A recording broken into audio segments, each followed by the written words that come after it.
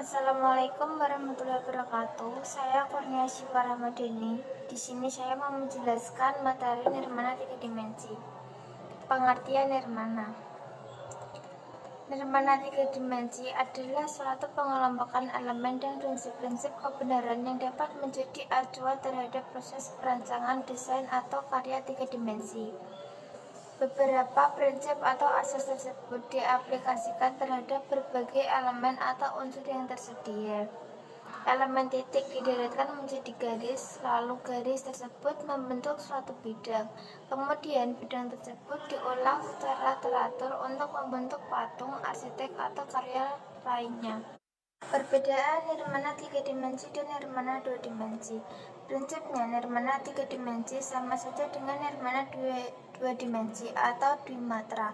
Hanya saja ada beberapa tambahan elemen dan prinsip unik yang terdapat pada karya tiga dimensi.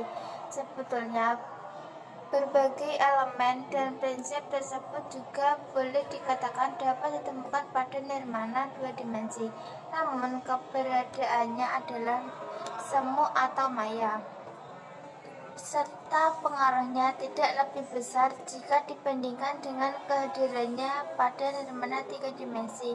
Artikel ini akan membahas beberapa elemen dan prinsip unik yang perlu diperhatikan ketika merancang karya tiga dimensi. Unsur-unsur nirmana tiga dimensi. 4 unsur dasar yang membentuk objek tiga dimensi masih sama, yaitu titik, garis, bidang, dan ruang.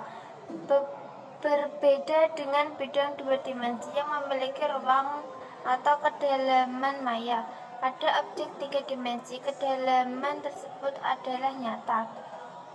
Saat kedalaman menjadi nyata, artinya ada hal lain yang perlu diperhatikan. Misalnya, ruang kedalaman tersebut dapat dimasuki oleh seseorang, seperti pada desain arsitektur.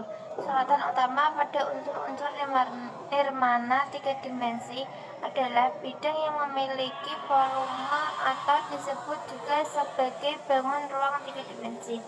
Volume terdiri dari beberapa bidang dua dimensi yang memiliki sifat masing-masing. Oleh karena itu, dapat dikatakan kita membutuhkan tenaga ekstra untuk mendesain suatu objek tiga dimensi. Hal tersebut dikarenakan secara tidak langsung kita juga sedang merancang berbagai objek dua dimensi yang membentuk objek tiga dimensi ketika merancang karya tiga dimensi. Terdapat beberapa unsur berupa bangun ruang yang unik dan harus mendapatkan perhatian lebih ketika merancang nirmana tiga dimensi. Serial planas, wheel struktur, frame and cylinders atau primat dan cylinders, polyhedral struktur.